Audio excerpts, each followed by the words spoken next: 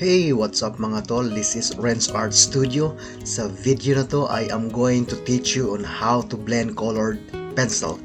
Yes, para sa mga beginners na interested in colored pencil drawing at hindi alam kung paano yung mga proseso, yung mga tamang techniques on how to blend colored pencil, please watch this video until the end kasi marami kayong matutunan dito. Okay? For sure. So first thing first, you have to understand the characteristic of your colored pencil. So kung ito ba ay wax base or oil base.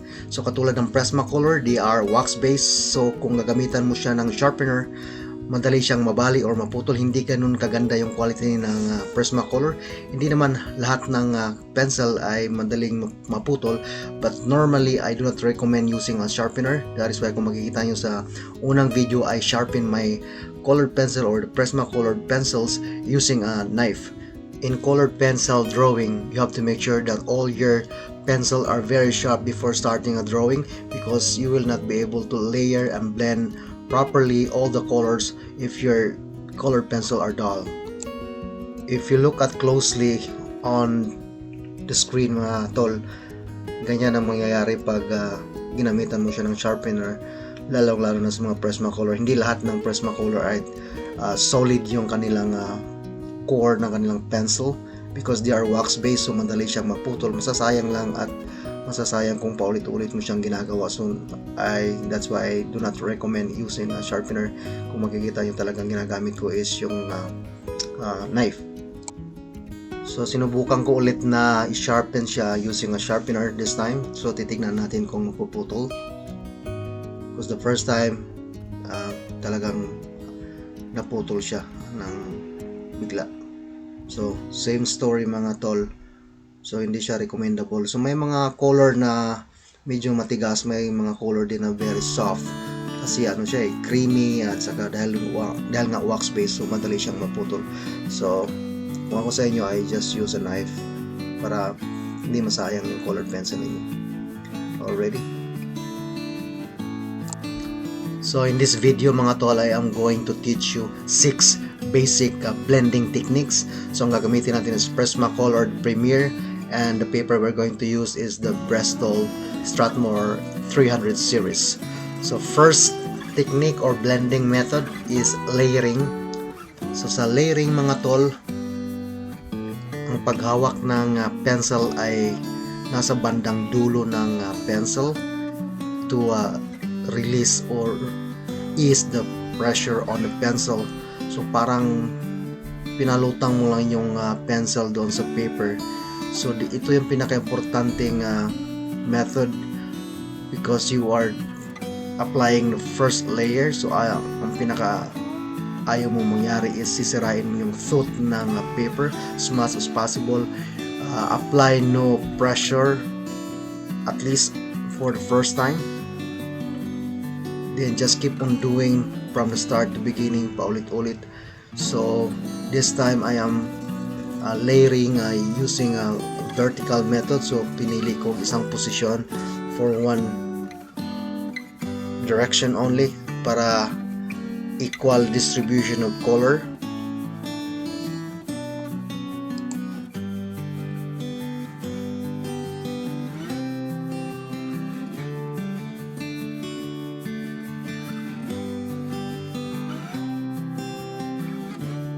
So this time around mga tol, I position my handle on the pencil. So nilapitan ko na siya ng konti to give or a little bit pressure on the pencil.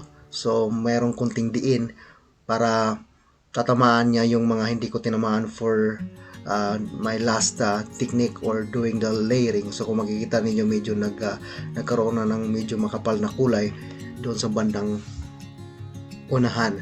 So ganun pa rin, hindi masyadong madiin yung pencil. So iwasan din natin dito na sisirain natin yung tooth ng paper. So konting pressure lang, paulit-ulit. So same thing, I'm using a vertical position. So okay naman yung resulta ng distribution ng color. So if you want, you can also go with a different direction. So kung from vertical, you can go with horizontal. And you can also do like circular motion. So this time I'm using a circular motion, so para matamaan yung mga, again, yung mga portion na hindi natamaan for the first method. So ayan, medyo kumapal na ng konti yung sa unahan. So ganun lang mga tol, paulit-ulit. This is a very long process. So sa colored pencil drawing mga tol, it really takes time to be able to build like achieve the right colors, because you are keep building the color by doing a layering probably 4 to 5 times until you are going to achieve the right color. So you have to understand, lalong-lalo sa mga beginners, that it varies on the paper that also you're using. So let's say this one here, I'm using the Bristol Strathmore 300 series. Itong klaseng na papel na doesn't really accept multiple or many layerings. So limited lang yung layers na kaya niyang i-handle. Hindi katulad ng mga paper na makapal katulad ng vellum or higher papers, mixed media. So they can accommodate as many as layering or colors, no problem. But for the 300 series, pag medyo makapal na, it has a limitation. So you have to understand every characteristic also for the paper that you are using on a certain project.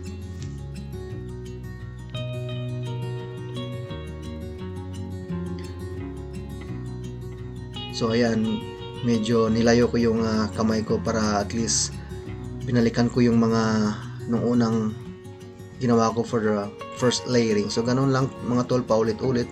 So you have to be patient and take your time. Huwag mong madaliin, kasi once nasira mo na yung tooth ng paper, then you're done. You will not be able to add colors anymore once the paper, you already flatten it out. Alright, so that is the first method, that's layering. So the second method naman ay pupunta tayo sa burnishing. So sa burnishing mga tol, so the same process pa rin yung from the start. You have to layer, you have to choose what kind of direction you're going to do. So this time I'm still using a vertical motion. So yung kamay ko ay nasa dulo pa rin ng pencil, just a little bit pressure or less pressure to the paper. So iniba ko na yung position ko, so nagkaroon ako ng konting like horizontal direction. So crisscross ang ginawa ko rito ngayon, but still light pressure pa rin sa paper, kasi ayaw natin na sirain yung tooth ng paper dahil it's only the beginning of layering. So that way we can add more colors. So make sure yung lapis natin ay matulis pa rin para hindi siya magkaroon ng dark lines. Pag nagkaroon na ng dark lines doon sa paper mo mga tol, it's really hard to blend with other colors, kasi sisirain niya talaga yung context or texture ng color. So sa burnishing, ang pinaka technique ay just keep building the color, like doing the layering. And if you think the layering you have enough colors on the paper, that's the time you have to put more pressure on the pencil itself so that it will blend to each other.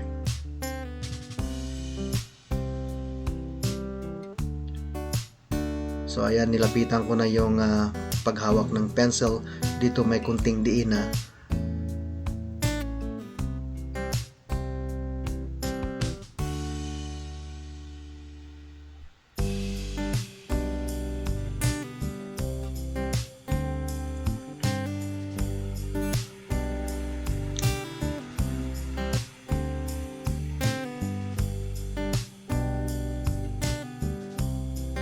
And this is the only advantage of the colored pencil drawing, kasi you blend the colors on the actual project itself.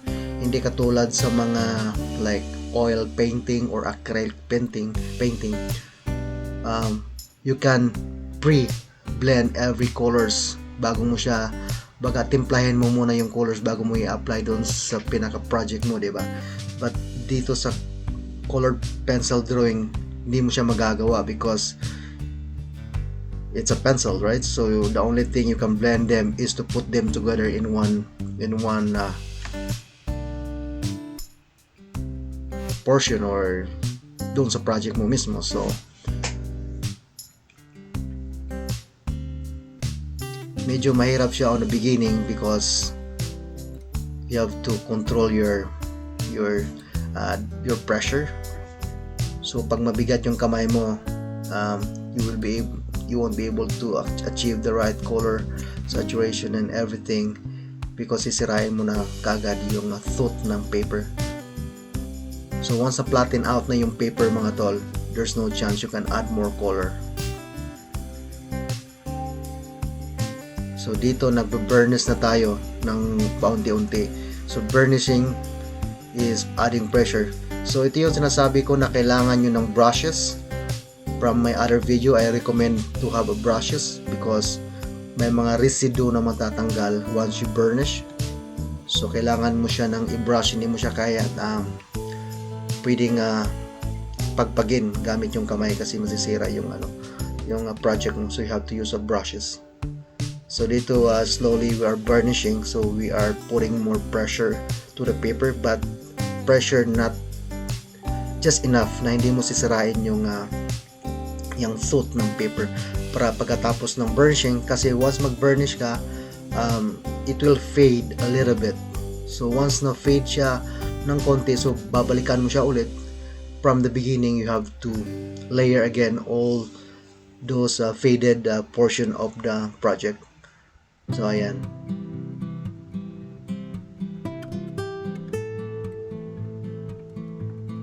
So ganun lang, paulit-ulit lang mga tol yung pag-layer at saka burnish hanggang ma-achieve mo na yung right color. Alright, so that is a burnishing, a second method. So lipat naman tayo sa third method. Dito na nakatulog yung cameraman kaya medyo na shortcut na tayo. So anyways, that's fine. So ganun pa rin yung proseso, layering from the start. Then once you na-build yun na yung color, so that's the time you have to blend. So this time we are going to use blender. So may mga pre-made or mga binebenta mga colored pencil blender na pwede nyo siyang gamitin. In this method I am using the Derwent blender. So colorless siya. So ang function lang nito is to blend all the colors. So kurkurin mo lang siya in circular motion. So again, by doing this, it will fade your project a little bit. So gagamitan mo siya ng brush para matanggal yung mga residue. At saka after that, once na tapos mo na siya i-blend yung portion na dapat mo i-blend, so pag may mga light spot, kasi magiging a little bit fade, so balikan mo siya, then ganun lang.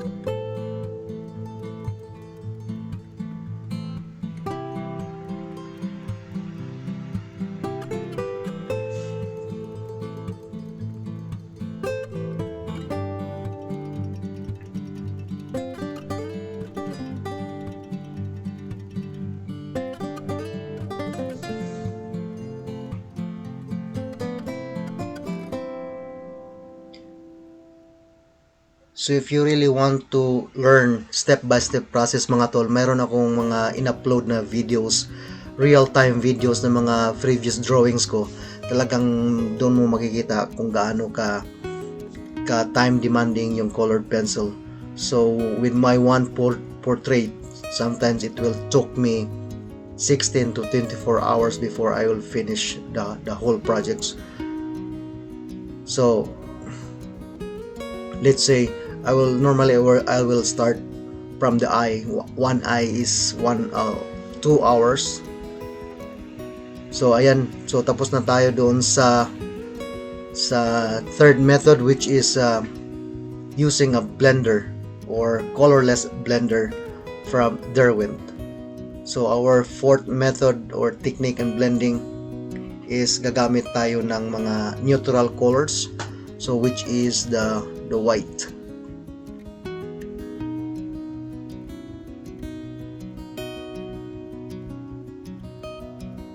So ganun pa rin yung proseso from the beginning. So you have to do all your layering by putting less pressure to the paper. So ang paghawak sa bandang dulo ng lapis.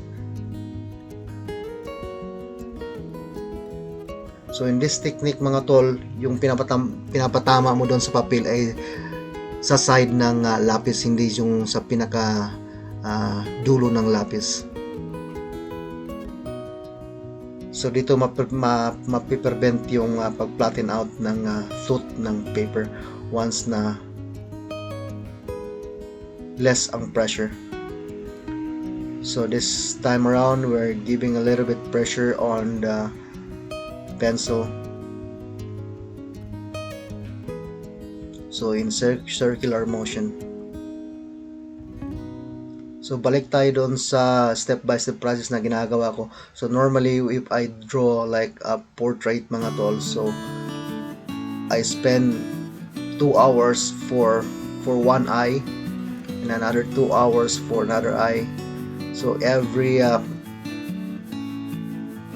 portion of the face, like sa nose is 2 hours, then another 2 hours on the lips. Then ang mahirap is yung sa tingin ko is yung sa buhok, lalo na sa mga babae, when yung mga strand. So mahirap siya. So that's why it took 16 hours to 24 hours to finish one project. But hindi naman continuous yun, so putol-putol. So every day I spend probably 3 hours drawing. So if you draw every day, so matatapos mo siya probably in 2 weeks. Normally, yeah, matatapos ko within 2 weeks.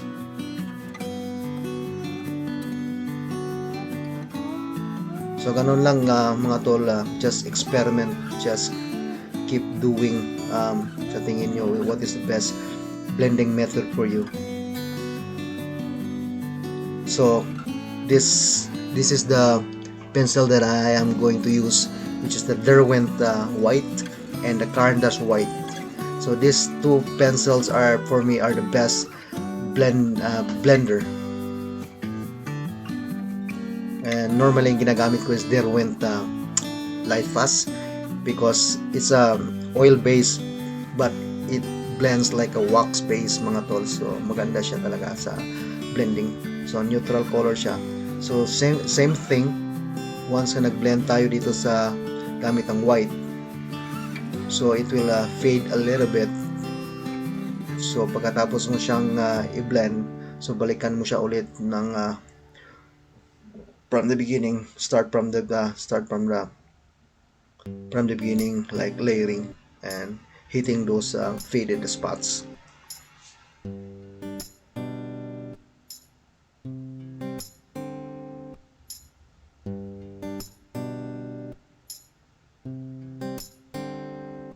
So if you have any question mga tol, just comment na lang sa baba at sasagutin natin lahat yan for sure.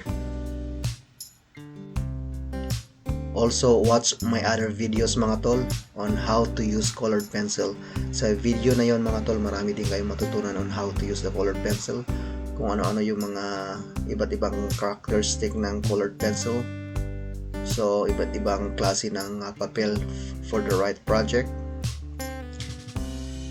So just keep on experimenting. So I just started using colored pencil like a year ago. So when I started colored pencil, medyo struggle din kasi hindi natin alam yung mga techniques, saka medyo mabigat yung kamay natin. Matagal din tayong nabakante. So ayun, but if you keep on doing, like just keep practicing. Kaya sabi nga nila, practice makes perfect, di ba? So ayan, so tapos na tayo sa pang-apat na technique or method of blending using the white colored pencil. So this time for the fifth technique mga tol, we are going to use wet blending techniques. I never done this on a 300 series. Normally I use wet blending techniques like the Pro Marker or the ZZ blending method on the vellum or yung mga makakapal na papel.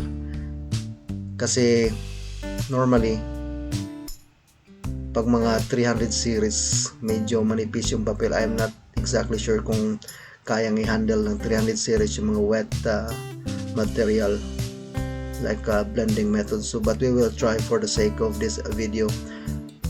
Titingnan natin kung anong mangyayari pag ginamitan natin siya ng wet blending techniques for this kind of paper. So ganun pa rin yung proseso. You have to keep building your color by doing a layering.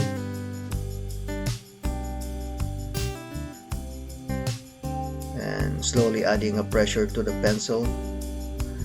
Just enough na hindi mo sisirain yung tooth ng paper, para at least you can still add more color after you are going to blend. After blending is not the end product. You still have to go back and do some kind of layering. So ito na yung Pro Marker na gagamitin natin by Newton. So wet siya. So it's really good if you want to invest this kind of blender, kasi talagang it really blends well on a certain projects. But titignan natin dito sa 300 series kung ano magiging outcome if you will use a wet blending method.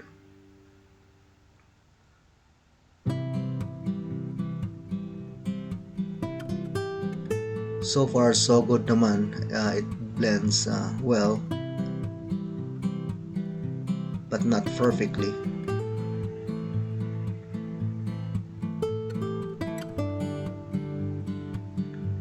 So normally I do not use a wet blending technique for the 300 series. Normally I use burnishing and the white when I use 300 series, or even sa mga vellum, that's normally I use the burnishing and the white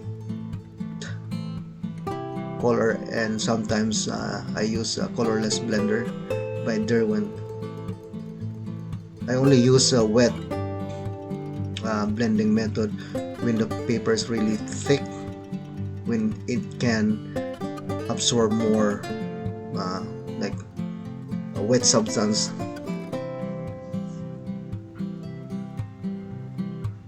So kung titignan niyo, meron mga medyo spotty yung end result using wet blending techniques for this project, for this paper. So again, like I said, after you blend, you have to go back and you have to redo it again, the whole process. So ayan, so natapos na natin yung technique or method number 5. So hindi siya ganong smooth compared sa burnishing at saka using the white colored pencil. So to me, I do not recommend using a wet like that blender Pro Marker on a 300 series. But for other paper like the vellum or higher paper, like heavy paper like mixed media, for sure they are really compatible. So walang problema. So sixth method mga tol, gagamit pa rin tayo ng wet blending technique, but this time we're using the liquid by the ZZ. So medyo nakatulog dito yung cameraman at ito na tayo, fast forward. So ayan, so we're using the ZZ liquid blending. So to me, it's not recommendable using the liquid blending for 300 series kasi nga hindi niya kayang tanggapin yung wet. So ang mangyayari magkakaroon ng spotty portion. So it's not perfect. So it's not recommendable. So only use wet blending technique sa mga makakapal na papel katulad ng vellum at saka yung mga mixed media. So ito na yung mga 6 blending techniques na ginagamit natin usually for our drawing. So mayroon tayong layering, burnishing, colored pencil blender, white colored pencil, pro marker blender at saka zz. So ayan mga tol, sana mayroon kayong natutunan sa video na to. Kung mayroon kayong mga katanungan, please comment na lang sa baba at sasagutin natin lahat yan. Okay, so this is Ren's Art Studio. Thank you for watching. See you next time.